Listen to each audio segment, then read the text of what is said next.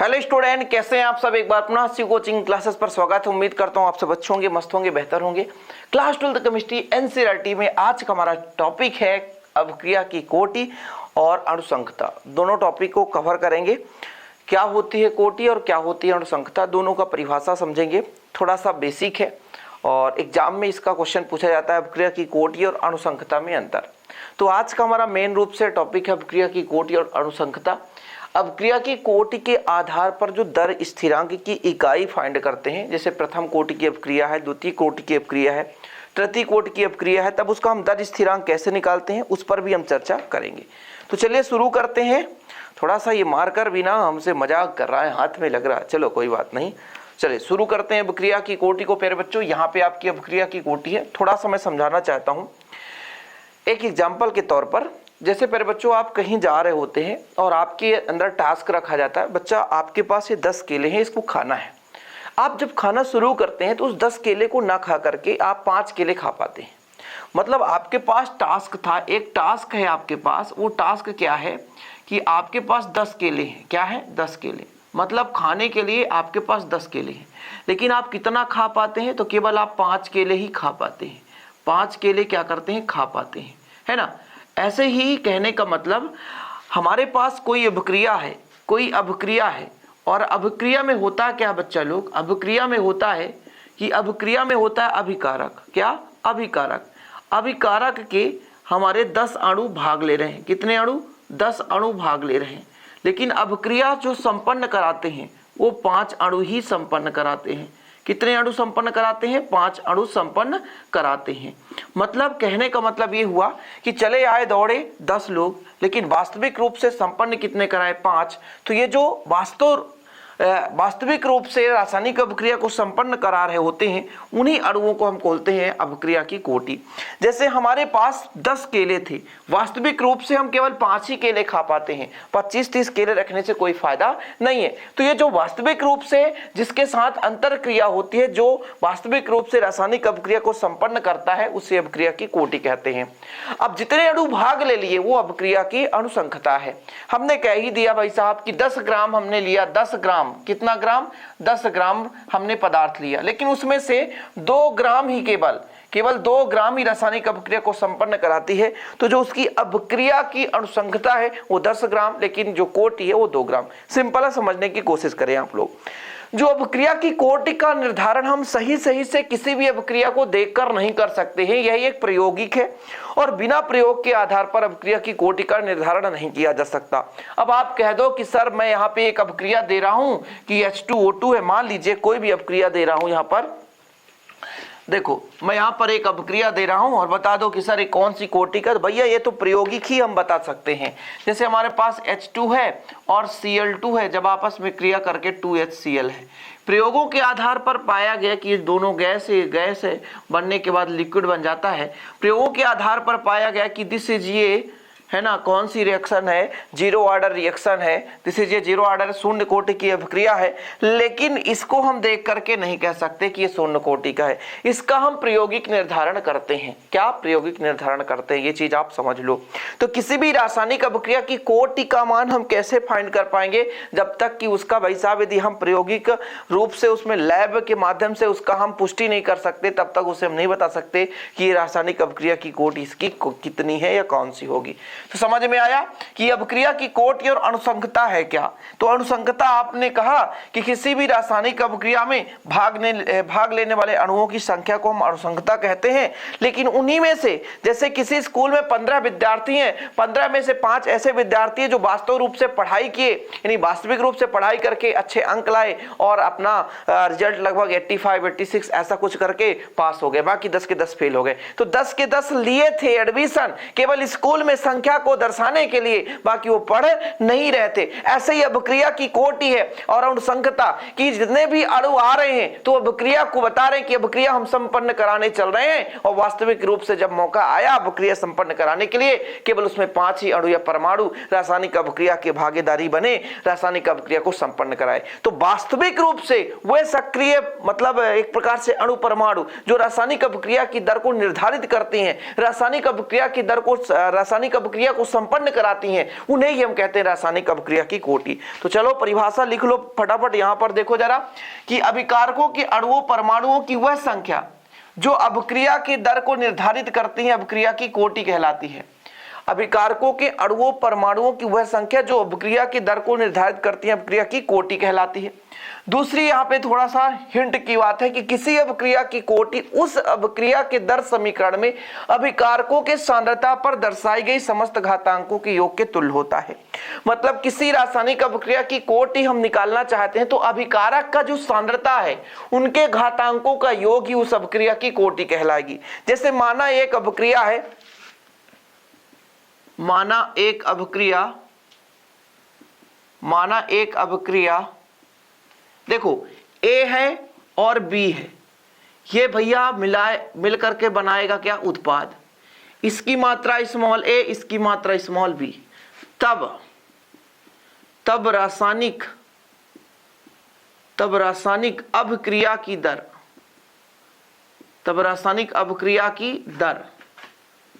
दर क्या कहता है K।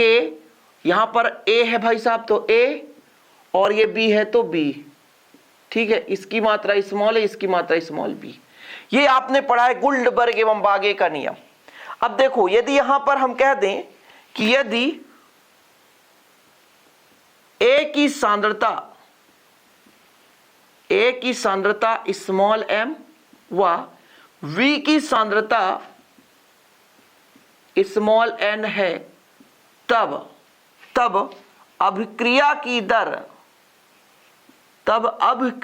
दर के A का पावर स्मॉल m और B का पावर स्मॉल n, यानी अभिक्रिया की जो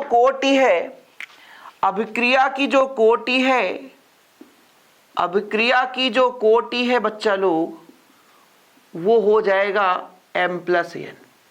मतलब कि अभिकारक के जो भी सांद्रता है उनके घातांकों का योग। हमने बताया कि भाई साहब अभिक्रिया की कोटि उस अभिक्रिया के दर समीकरण में, ये दर समीकरण है, अभिकारकों की सांद्रता पर, ये A की सांद्रता स्मॉल m है, B की सांद्रता स्मॉल n है, समस्त घातांकों के योग के तुल्य होता है। A है और B है, इनकी सांद्रता हमारे m और n है, तो इनका हम क्या कर दिए, योग कर दिए, तो इसका मान निकल कर आ गया। ठीक है, ये चीज आपको पता होना चाहिए कि भाई साहब जो भी इसका घात है। अब देखो यहां पर हम A और B और m और n में क्या हम अंतर समझाना चाहे या क्या अंतर आपको स्पष्ट कराना चाहे। भाई साहब क्यों हमने लिखा A और B और m और n। A और B वास्तव में वो अणु हैं, वो परमाणु हैं, उनकी वह संख्या है जो रासायनिक अभिक्रिया में भाग ले रही है। जैसे A की संख्या स्मॉल a, B की संख्या स्मॉल b। अब जरूरी नहीं है कि जितना वो भाग ले रहे हैं उतने ही रासायनिक अभिक्रिया को संपन्न कराएं। हम क्या कह रहे हैं कि A की मात्रा स्मॉल a, B की मात्रा स्मॉल b, रासायनिक अभिक्रिया संपन्न होना शुरू हुआ, बनाया उत्पाद, लेकिन उत्पाद बनने के बाद ऐसा पता चला कि संपूर्ण जो अभिकारक है वो रासायनिक अभिक्रिया में भाग नहीं ले पाए, कुछ ना कुछ वहां पे अभिकारक बच गए, तो वहां पे तो कुछ ना कुछ कमी होगी। इसलिए कहा गया मान लो उसकी मात्रा m है जो A के अणु भाग ले रहे हैं, उसकी मात्रा n है जो B के अणु भाग ले रहे हैं, तब जो वास्तव में जो रासायनिक अभिक्रिया के दर का, बाकी अभिक्रिया का दर का तो फार्मूला यही है अभिक्रिया की दर का, समझ रहे, लेकिन जो वास्तविक रूप से रासायनिक अभिक्रिया के दर का निर्धारण करती है उनकी जो घातांक m और n है, तब अभिक्रिया की कोटि m और n के योगफल के बराबर होगी। तो देर किस बात की बच्चा लोग, स्क्रीनशॉट ले सकते हैं आप लोग। फिर आगे चलते हैं। हम रासायनिक अभिक्रिया का निर्धारण, जो रासायनिक अभिक्रिया की कोटि का निर्धारण किसी रासायनिक अभिक्रिया को देखकर नहीं कर सकते, ये आप नोट डाउन कर लेना। किसी भी रासायनिक अभिक्रिया के लिए कोटि का निर्धारण उस रासायनिक अभिक्रिया को हम देखकर नहीं कर सकते।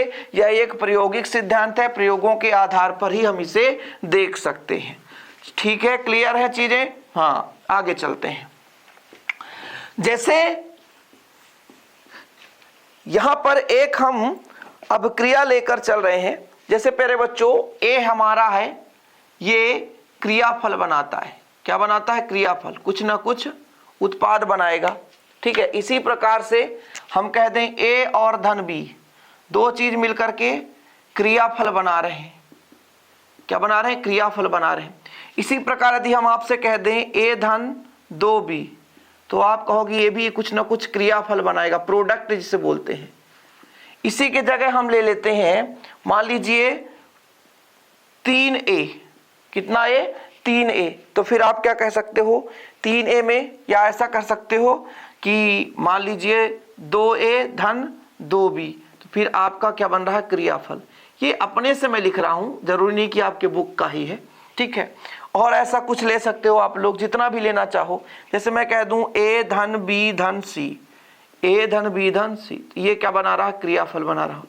हो सकता है एक ही अणु, जैसे मैं कह दूं कि 2b, ये भी क्या बना रहा है, क्रियाफल बना रहा है। क्या बना रहा है, क्रियाफल बना रहा है, ठीक है। चलो ये चीज क्लियर है।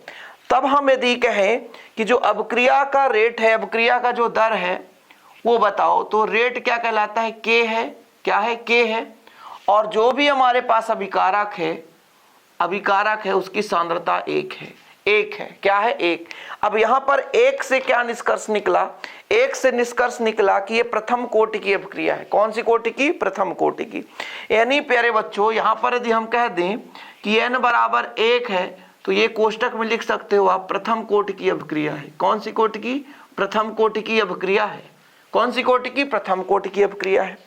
इसी तरीके से यहां पर देखो जरा, रेट कैसे निकल कर आएगा, k है, ठीक है, a का पावर 1 हो जाएगा, और बच्चा लोग b का पावर भी 1 हो जाएगा। मतलब 1 और 1, n बराबर कितना हो जाएगा, 2 हो जाएगा। n बराबर जब 2 हो गया तो कौन सी कोटि का है, तो आप लोग लिखोगे द्वितीय कोटि की अभिक्रिया। कौन सी कोटि की अभिक्रिया, द्वितीय कोटि की अभिक्रिया। यहां पे देखो जरा, यहां पे जो आप रेट निकालोगे तो देखो a के मोल की संख्या या अणुओं की संख्या 1 है, तो a का पावर तो आप 1 ही लिखोगे, लेकिन b का पावर यहां पर 2 लिखोगे। देखो जरा, 2 लिखोगे। जब दोनों को जोड़ दोगे बच्चा लोग, तो क्या बनेगा, n बराबर आपका 3 आएगा, 2 1 3। यानी यहां पर आपसे कह दिया जाए कौन सी कोटि की अभिक्रिया है, तो तृतीय कोटि की अभिक्रिया है। कौन सी कोटि की, तृतीय कोटि की अभिक्रिया है। समझ में आया। यहां पर देखो 2 और 2 कितना हो जाएगा, 4 हो जाएगा। तो ये कितने कोटि का हो जाएगा बच्चा लोग, चतुर्थ कोटि की अभिक्रिया। समझ रहे हो। लेकिन मुख्य रूप से तृतीय कोटि की अभिक्रिया तक ही होता है, चतुर्थ कोटि की अभिक्रिया हम नहीं ज्ञात करते। समझ रहे हो। लेकिन ऐसा यदि आ गया तो फिर आप इसको लिखोगे चतुर्थ कोटि की अभिक्रिया।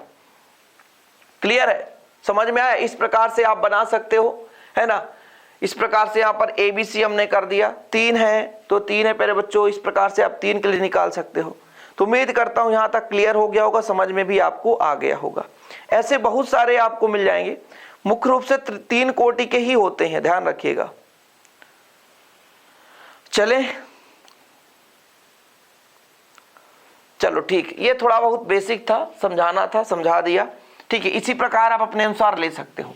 अब एक चीज निष्कर्ष निकल कर आया कि सर हम तो अभिक्रिया की कोटि को समझ गए, लेकिन जब आप दर स्थिरांक पढ़ा रहे थे, दर स्थिरांक यानी के, ठीक है, अभी आपने पढ़ा, देखो जरा थोड़ा सा, आपने क्या पढ़ा, यहां पर पढ़ा रेट जो है, ये जो रेट है वो के होता है, और यहां पर जो भी कंसंट्रेशन होता है उसका पावर n, यानी सांद्रता, रासायनिक अभिक्रिया में अभिकारक की सांद्रता, यानी जो रासायनिक अभिक्रिया में भाग ले रही है। तो फिर k बराबर यहां से निकल कर आएगा, ये भाई गुणा में है, इधर आ जाएगा तो भाग में हो जाएगा, c का पावर n, c का पावर n। अब देखो जरा, इस फार्मूले से आप क्या निकाल सकते हो, इकाई, दर स्थिरांक की इकाई। तो हेडिंग लगा लो जरा, दर स्थिरांक की इकाई। प्रथम कोटि के लिए, द्वितीय कोटि के लिए, तृतीय कोटि के लिए, सभी के लिए निकालेंगे, प्रथम द्वितीय तृतीय सब के लिए। चलो, तो प्रथम कोटि के लिए, किसके लिए, प्रथम कोटि। अच्छा, प्रथम कोटि के पहले शून्य कोटि भी होता है, शून्य कोटि के लिए भैया n का मान कितना है, 0। जब n का मान 0 मतलब k बराबर r बटा c का पावर 0, और किसी का घात 0 है मतलब उसका मान 1 होता है। और r क्या है, अभिक्रिया की दर है, और अभिक्रिया की दर की इकाई क्या है बच्चा लोग, तो हमने बताया था अपक्रिया की दर की इकाई है mole litre inverse second inverse. लिख लो आप लोग, mole litre inverse second inverse. ये कहां से आ गया सर? अपक्रिया की दर क्या है? अपक्रिया की दर क्या है? तो हमने दर बताया था सांद्रण में परिवर्तन, सांद्रण में परिवर्तन, सांद्रण में परिवर्तन बटा समय अंतराल। ये कब पढ़ा दिए सर? इसके पहले हमने कराया था। अपक्रिया की दर है क्या? किसी भी रासायनिक अपक्रिया में अभिकारक के सांद्रण में होने वाली कमी या उत्पाद के सांद्रण में होने वाली वृद्धि के, है ना, दर को ही हम क्या बोलते हैं? अपक्रिया की दर बोलते हैं। अभिकारक के सांद्रण में होने वाली कमी या उत्पाद के सांद्रण में होने वाली वृद्धि के दर को, यानी समय के साथ अभिकारक के सांद्रण में परिवर्तन। तो सांद्रण का होता है मोल प्रति लीटर। क्या होता है? मोल प्रति लीटर। और समय का सेकंड, समय का सेकंड। तो निकल कर आया तो मोल का मोल ही रहने दो, ये लीटर बटा में है, ऊपर जाएगा तो इनवर्स लग जाएगा। सेकंड भी बटा में है तो सेकंड का इनवर्स लग जाएगा। इस प्रकार से आप अपक्रिया की दर की इकाई निकालते हो। तो भाई साहब जो शून्य कोटि अपक्रिया है, इसके लिए दर स्थिरांक की इकाई, दर स्थिरांक की इकाई निकलकर आ चुकी है बच्चा लोग। किसके लिए? शून्य कोटि के लिए। लिखते चलो आप लोग। कौन कौन नोट्स बनाया भाई साहब? कुछ बच्चे कमेंट भी करते हैं सर हम आपके पढ़ाए हुए लेक्चर से नोट्स बनाते हैं। बहुत बहुत शुक्रिया मेरे प्यारे भाई, छोटे भाई बहन जो भी बनाते हैं। चलिए प्रथम कोटि के लिए निकालो, प्रथम कोटि के लिए निकालो। n का मान कितना होगा? 1। तो k बराबर हो जाएगा r बटा c का पावर n है तो c का पावर 1 हो जाएगा। चलो रेट का बताओ। रेट, अब किसका रेट कर रहे हो? आलू, समोसे, भजिया, पकौड़े। रेट का होता है आपका mole litre inverse second inverse. सही है ना? सही बात है, ठीक। डिवाइड बाय कंसंट्रेशन, सांद्रता। सांद्रता का है मोल प्रति लीटर। क्या? मोल प्रति लीटर, यानी लीटर इनवर्स। देखो जरा, मोल से मोल काट दो, लीटर इनवर्स से लीटर इनवर्स, आया आपका सेकंड इनवर्स। यानी प्रथम कोटि अपक्रिया के लिए आपका इकाई आ गया दर स्थिरांक की सेकंड इनवर्स। लिख लो भाई साहब, क्या? Second inverse. ऑब्जेक्टिव क्वेश्चन पूछा जाता है यहां से, ऑब्जेक्टिव क्वेश्चन। उम्मीद करता हूं आपसे बन जाएगा ये। आगे चलते हैं बच्चा लोग। हमारा ये प्रथम कोटि का हो गया, शून्य कोटि का हो गया। द्वितीय कोटि और तृतीय कोटि का भी फास्ट करो, ठीक है। चलो यहां पर हम लिखेंगे n बराबर 3, n बराबर 3, यानी तृतीय कोटि, तृतीय कोटि के लिए, तृतीय कोटि के लिए, तृतीय कोटि के लिए तो आपका k बराबर r बटा c का पावर कितना हो जाएगा? तृतीय कोटि कर रहा हो, द्वितीय कोटि नहीं करोगे। चलो तृतीय कोटि का निकाल देते हैं इधर और द्वितीय कोटि का निकाल देते हैं इधर, ठीक है। द्वितीय कोटि का यहां पे निकाल देते हैं। द्वितीय कोटि के लिए मतलब n बराबर 2, तो द्वितीय कोटि, कौन सी कोटि? द्वितीय कोटि। देखो बच्चा लोग थोड़ा सा यहीं पे लोग थोड़ा सा डर जाते हैं। कैसे? k बराबर हो गया r बटा c का स्क्वायर। देखो r का मतलब क्या बच्चा लोग? अपक्रिया की दर। तो अपक्रिया की दर है mole litre inverse second inverse. सही है ना? हाँ सर। और सांद्रता का होता है मोल, मोल लीटर इनवर्स। लेकिन घात में 2 है तो 2 यहां भी लगा दो और 2 यहां भी लगा दो। अब दिक्कत होगी, क्यों? क्योंकि यहां पे भाई 1 मोल से 1 मोल तो कट जाएगा, लेकिन 1 मोल नीचे बचेगा। सही है ना? 1 मोल से 1 मोल कट जाएगा, लेकिन 1 मोल नीचे बचेगा, ऊपर जाएगा तो माइनस लग जाएगा, तो मोल इनवर्स। इसी प्रकार बच्चा 1 लीटर इनवर्स माइनस का माइनस से कट जाएगा, लेकिन 1 माइनस बचेगा, ऊपर जाएगा तो प्लस हो जाएगा, तो mole inverse, mole inverse litre और सेकंड है तो सेकंड इनवर्स रहने दो। ये रहा भाई साहब हमारा आ गया कौन सा? तो द्वितीय कोटि के लिए दर स्थिरांक की इकाई। किसके लिए? द्वितीय कोटि के लिए दर स्थिरांक की इकाई, ठीक है। इसके बाद आप करोगे तृतीय कोटि के लिए। तो R का क्या है? हमने कहा mole litre inverse second inverse. ये सर पुराना हो गया। कंसंट्रेशन सांद्रता, सांद्रता का क्या होता है, मोल लीटर इनवर्स, लेकिन 3 है तो 3 घात, यहां भी 3 कर दो। अब देखो, अब यहां पर 1 मोल यहां से 1 मोल से कट जाएगा, लेकिन यहां पे 3 मोल है तो 2 मोल तो बचेंगे। तो 2 मोल जब ऊपर जाएगा बच्चे लोग, तो मोल का पावर -2 हो जाएगा। यहां लीटर इनवर्स है, 1 घात है ना, यहां लीटर 3 है तो 1 से 1 तो कट जाएगा, 2 बचेगा, 2 माइनस का ऊपर जाएगा तो प्लस हो जाएगा। तो लीटर के पावर 2 और सेकंड का पावर -1 तो सेकंड का पावर -1।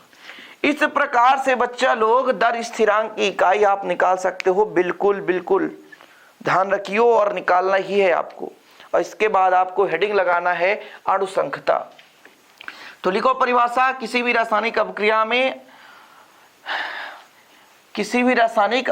में भाग लेने वाले अणुओं की संख्या, किसी भी रासायनिक अभिक्रिया में अभिकारकों के अणुओं की संख्या या भाग लेने वाले अभिकारकों के अणुओं की संख्या रासायनिक अभिक्रिया की क्या कहलाती है, आणविकता या अणुसंख्यता कहलाती है। क्या कहलाती है, आणविकता या अणुसंख्यता कहलाती है। हेडिंग लगाओ, क्या लगाओगे, अणुसंख्यता, अणुसंख्यता या आणविकता। ठीक है, अणुसंख्यता, रासायनिक अभिक्रिया की अणुसंख्यता या आणविकता, इसकी परिभाषा आप लोग लिखो। ठीक है,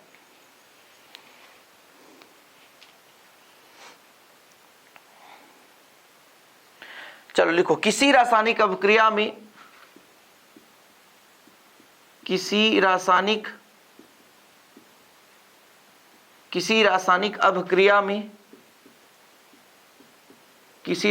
अभिक्रिया में आरंभिक पद पर भाग लेने वाले अणुओं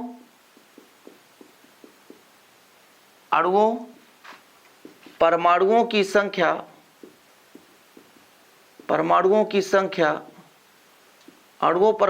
संख्या आणविकता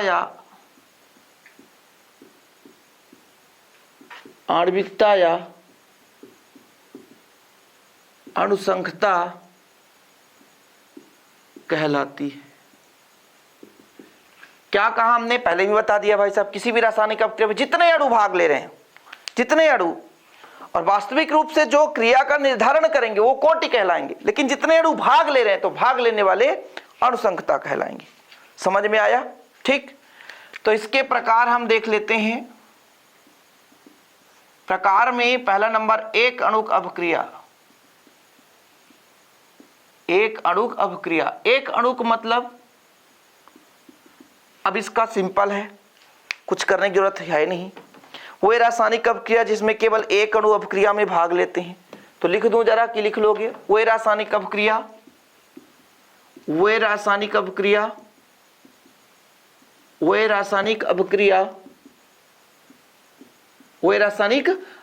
जिसमें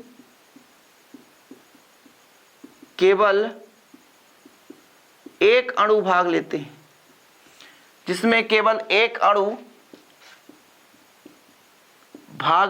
जिसमें केवल एक अणु भाग लेते हैं, एक अणुक अभिक्रिया कहलाती है।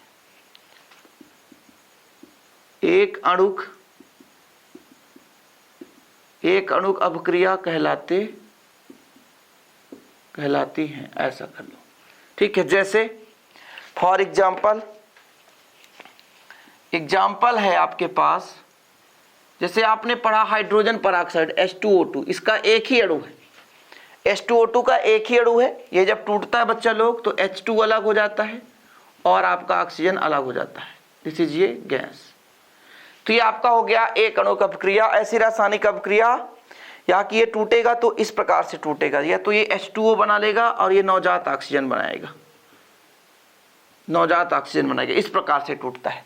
हाइड्रोजन परऑक्साइड, पानी का अणु अलग हो जाता है और ऑक्सीजन है ना तीव्र हो जाता है, मतलब अलग हो जाता है। इस प्रकार से ये एक अणुक अभिक्रिया है। एक अणुक अभिक्रिया में जैसे आप ले लो ओजोन O3, ये जब टूटता है तो O2 अलग हो जाता है और O अलग हो जाता है, ठीक है। तो ये आपका एक अणु अपक्रिया। ऐसी रासायनिक अपक्रिया जिसमें केवल एक अणु ही भाग लेते हैं एक अणु अपक्रिया कहलाती है। कोई दिक्कत तो नहीं है, लिख लो भाई साहब, ठीक है। इसके बाद आप द्विअणु अपक्रिया लिखो। द्विअणु अपक्रिया बिल्कुल सिंपल है। दूसरा आप लिखो द्विअणु अपक्रिया, द्विअणु अपक्रिया, द्विअणु अपक्रिया। ऐसी रासायनिक अपक्रिया जिसमें केवल दो अणु भाग लेते हैं, ऐसी रासायनिक अपक्रिया जिसमें केवल दो अणु भाग लेते हैं, द्विअणु रासायनिक अपक्रिया कहलाती है। एग्जाम्पल में लिख लो H2 और O2, हाइड्रोजन है और ऑक्सीजन है, क्रिया करके बच्चा लोग पानी बनाता है। क्या बनाता है? पानी। तो यहाँ पर यदि हम कर दें H2O2 तो यहाँ पर बैलेंसी नहीं हो रही है, तो भाई ज़्यादा अणु हो जाएंगे। तो एक काम करो, H2O बना दो और एक नवजात ऑक्सीजन अलग कर दो। ऐसे में दिक्कत हो सकता है, तो आप एक बेहतरीन रूप से ले लो H2 और Cl2, तो बनाएगा HCl। तो HCl के दो अणु बन गए, लेकिन यहाँ पर अणुसंख्यता आपकी 2 होगी, क्योंकि H2 का एक अणु और Cl2 का एक अणु, ठीक है। तो ये वाला आपका एग्जाम्पल अच्छा है, सेकेंड नंबर। इसे आप मत लिखो, क्योंकि बैलेंसी कराने पर अणुओं की संख्या में वृद्धि करनी पड़ेगी। बैलेंसी कराएंगे तो अणुओं की संख्या में वृद्धि करनी पड़ेगी। तो ये आपका क्या हो गया? द्विअणु अपक्रिया हो गया। त्रिअणु अपक्रिया में ऐसी रासायनिक अपक्रिया जिसमें भाग लेने वाले अणुओं की संख्या 3 होती है, त्रिअणु अपक्रिया कहलाती है। लिख लो भाई साहब, ऐसी रासायनिक अपक्रिया जिसमें अणुओं की संख्या 3 होती है, त्रिअणु अपक्रिया कहलाती है। ऐसी रासायनिक अपक्रिया जिसमें अणुओं की संख्या 3 होती है, त्रिअणु अपक्रिया कहलाती है। एग्जाम्पल ले लो FeCl3 के 2 अणु और SnCl2 के 1 अणु। क्रिया करके वह क्या बनाएगा बच्चा लोग? इसमें लिखो FeCl2 बनाता है, FeCl2 और SnCl का 4 बनाता है, ठीक है। Cl3 नहीं हो जाएगा, 2 2 3 6, तो 2 का मल्टीप्लाई कर दो, 2 दूना 4 हो गया, और यहाँ पर 3 दूना 6 2 8 2 4 4 8। अब सही है, ठीक है। तो इस प्रकार से देखो ना, इसके 2 अणु और इसके 1 अणु, ये 2 अणु और 1 अणु, तो कुल मिलाकर जोड़ो तो 3 अणु, तो ये त्रिआण्विक अपक्रिया कहलाएगी। ऐसी रासायनिक अपक्रिया जिसमें भाग लेने वाले अणुओं की संख्या 3 होती है, त्रिअणु रासायनिक अपक्रिया कहलाती है। तो इस प्रकार से हमारा जो आज का टॉपिक था अपक्रिया की कोटि और अणुसंख्यता, मोटे मोटे तौर पर हमने समझा दिया था। डिफरेंस आपको टेलीग्राम में मिल जाएगा, टेलीग्राम ज्वाइन जरूर कर लो, डिस्क्रिप्शन पे लिंक मिल जाएगा, टेलीग्राम में भी ज्वाइन कर लो। आगामी समय में क्वेश्चन वगैरह वहीं पे मिलते रहेंगे। चलिए मिलते हैं अगली वीडियो के साथ। जय हिंद, वंदे मातरम।